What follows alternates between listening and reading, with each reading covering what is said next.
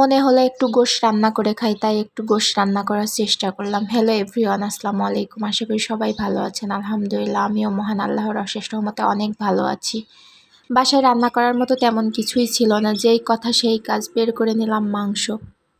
আমার মশলা বাটনাটাও শেষ হয়ে গেছিলো, এই জন্য পেঁয়াজ একটু ব্লেন্ড করে নিয়েছিলাম। যাই হোক, পেঁয়াজ ব্লেন্ড করা হয়ে গেছে। মাংসের মধ্যে আমি পেঁয়াজ, রসুন বাটা, আদা বাটা দিয়ে দিব। সব কিছুই পরিমাণ মতো দিতে হবে, কারণ পরিমাণের থেকে বেশি দিলে তো টেস্ট বেশি হবে না। এই জন্য পরিমাণ মতো হলুদের গুঁড়া, মরিচের গুঁড়া, ধনিয়ার গুঁড়া, জিরার গুঁড়া সব কিছুই আমি পরিমাণ মতোই দিব। লবণটাও পরিমাণ মতো দিয়ে, মাংস কষিয়ে রান্না করলে একরকম টেস্ট হয়, আবার মাংস হাত দিয়ে মাখাইয়ে রান্না করলে অন্যরকম টেস্ট হয়। দুই টেস্ট দুই রকম হয়। যেটা পছন্দ করে সেভাবে রান্না করে। আমি সবভাবেই রান্না করি। মধ্যে আমি 2টা তেজপাতা দিয়ে দেবো আর কিছু মশলা দিয়ে দিব। এর মধ্যে পরিমাণ মতো তেলও দিয়ে দিতে হবে, কারণ অনেক দিন পরে আবার মাংস রান্না করতেছি, তাই একটু টেস্ট করে না রান্না করলে হবে বলেন? সামনে কোরবানির ঈদ, মহান আল্লাহ তাআলা যদি রহমত করে তাহলে বাসায় গিয়ে মাংস খাবো, সেই অনুযায়ী অপেক্ষা করতে হবে। মাংসটা ভালোভাবে মাখিয়ে হালকা পানি দিয়ে চুলায় বসিয়ে দিতে হবে, কারণ হালকা পানি দিলে মাংসটা সিদ্ধ হয়ে যাবে। আমাদের ঝিনাইদহ এলাকার রান্নাবান্নাগুলো অনেক টেস্টি হয়, যে যেভাবে রান্না করুক না কেন অনেক মজারই হয়। ম্যাক্সিমাম মানুষই দেখি এভাবে রান্না করে।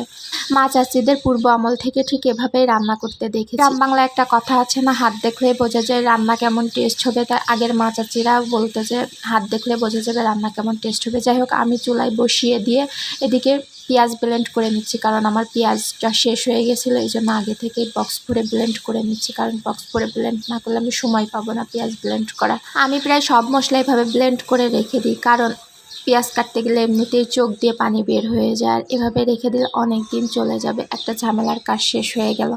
যাই হোক, আমি চুলায় তো মাংস বসিয়েই দিয়েছিলাম। মাংসটা প্রায় সিদ্ধ হয়ে যাওয়ার মধ্যে।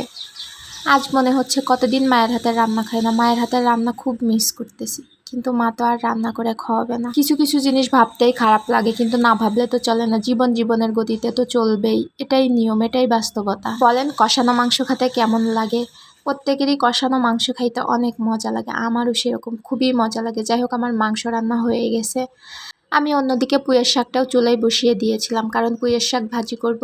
পুঁইয়ের শাকটা ভালোভাবে ধুয়ে রসুন পেঁয়াজ দিয়ে চুলার উপর বসিয়ে দিয়েছি। পরিমাণ মতো লবণ আর একটুখানি হলুদ দিয়েছি, কারণ পুঁই শাকে হলুদ দিলে অনেক মজা লাগে। ভাতগুলো মাখাইলে হলুদ হলুদ একটা ভাব চলে আসে, এই জন্য আমার কাছে বেশি মজা লাগে।